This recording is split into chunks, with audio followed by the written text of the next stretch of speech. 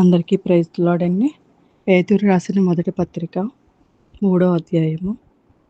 అట్టువలే స్త్రీలారా, మీరు మీ స్వపురుషులకు లోబడి ఉండుడి.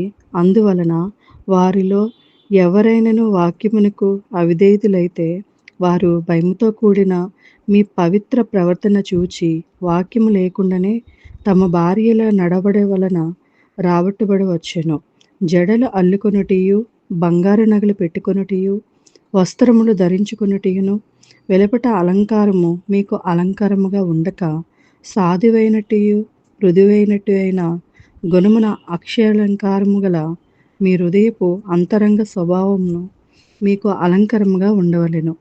అది దేవుని దృష్టికి మిగుల విలువగలది. అట్టువలే పూర్వము దేవుని ఆశ్రయించిన పరిశుద్ధ స్త్రీలను తమ స్వపురుషులకు లోబడి ఉండుట చేత తమను తాము అలంకరించుకొనిరి.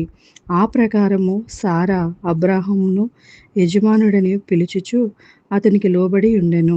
మీరును యోగ్యముగా నడుచుకొనుచు ఏ భయమునకు బెదరకయున్న ఎడల ఆమెకి పిల్లలగుదురు.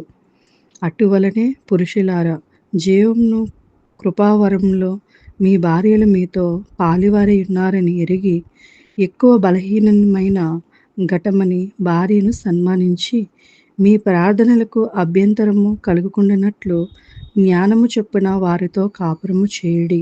తుదకు మీరందరూ ఏక మనస్కులై ఒకరి సుఖదుఖములందరూ ఒకరు పాలుపడి సహోదరులు ప్రేమ గల వారును కరుణ చిత్తులను వినయ మనసులకులనై ఉండుడి.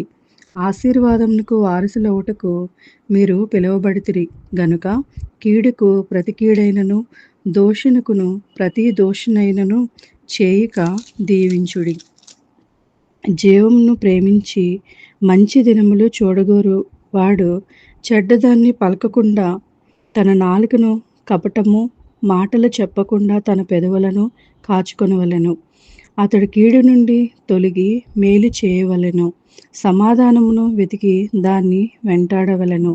ప్రభువు కన్నులు నీతిమంతుల మీదను ఆయన చెవులు వారి ప్రార్థనల వైపునను ఉన్నవి గాని ప్రభువు ముఖము కీడు చేయ వారికి విరోధముగా ఉన్నది. మీరు మంచి విషయంలో ఆసక్తి గల వారైతే మీకు హాని చేయువాడెవడు? మీరొకవేళ నీతి నిమిత్తము శ్రమపడిన మీరు ధన్యులే. వారి బెదిరింపునకు భయపడకుడి, కలవరపడకుడి. నిర్మలమైన మనస్సాక్షి కలిగిన వారై మీలో ఉన్న నిరీక్షణను గురించి మిమ్మను హేతువు అడుగు ప్రతివానికి సాత్వికముతోనూ భయముతోనూ సమాధానము చెప్పుటకు ఎల్లప్పుడూ సిద్ధముగా ఉండి మీ హృదయముల యందు క్రీస్తును ప్రభువుగా ప్రతిష్ఠించుడి. అప్పుడు మీరు దేవుని విషయమై దుర్మార్గుని దూషింపబడుదురు. దాని విషయమై క్రీస్తునందున్న మీ సత్ప్రవర్తన మీద అపనింద వేయవారు సిగ్గుపడుదురు. దేవుని చిత్తము అలాగున్న ఎడల కీడు చేసి శ్రమపడుట కంటే మేలు చేసి శ్రమపడుటయే బహు మంచిది.